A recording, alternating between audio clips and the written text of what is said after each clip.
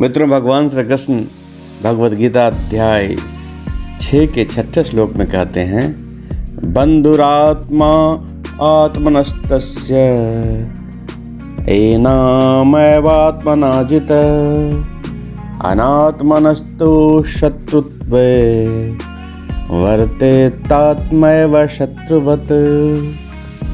अर्थात उन्होंने इस श्लोक में कही है, जिन्होंने मन पर विजय पा ली है मन उनका मित्र है, किंतु जो ऐसा करने में असफल होते हैं मन उनके शत्रु के समान कार्य करता है।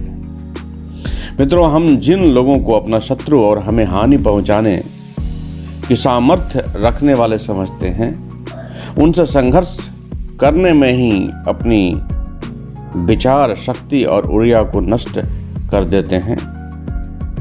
वैदिक ग्रंथों में कहा गया है कि काम, क्रोध, लोभ, ईर्ष्या, मोह इत्यादि जैसे शत्रु हमारे भीतर रहते हैं।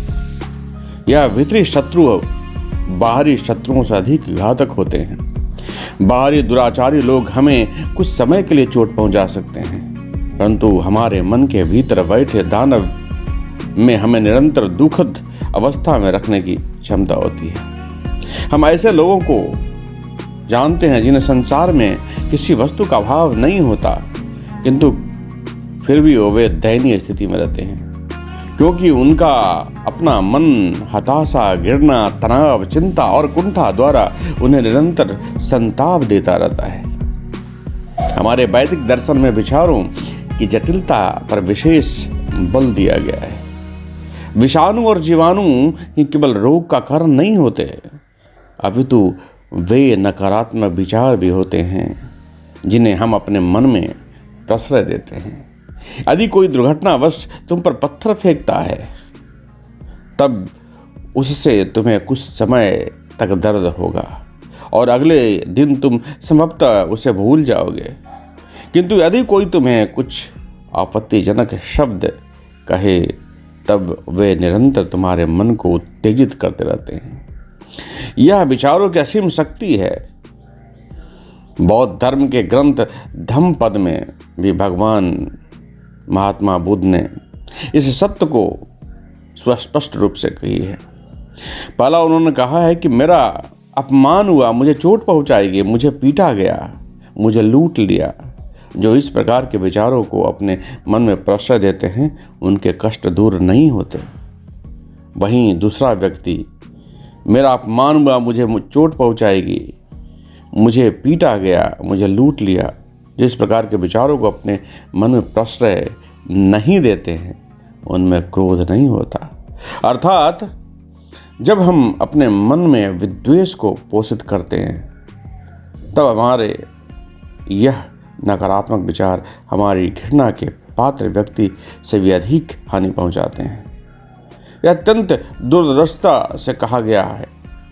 यह कटुता स्वयं विष का सेवन कर किसी अन्य व्यक्ति के मरने की आशा करने के समान है।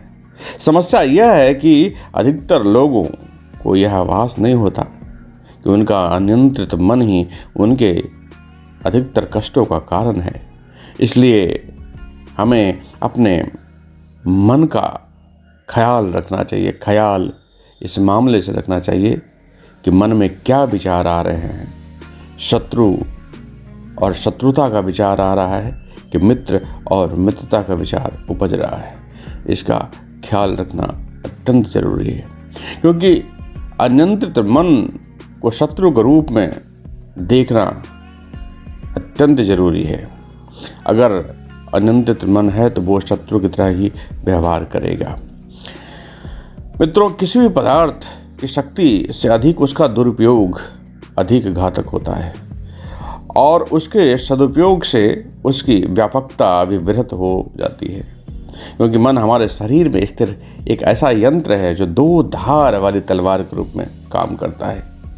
इस प्रकार जो आसुरी स्तर तक नीचे गिरते हैं, वे मलिन मन की इच्छा अनुसार ऐसा करते हैं, और जो उन्नत अवस्था प्राप्त कर लेते हैं, वे भी अपने मन के शुद्धिकरण के कारण ऐसा करते हैं।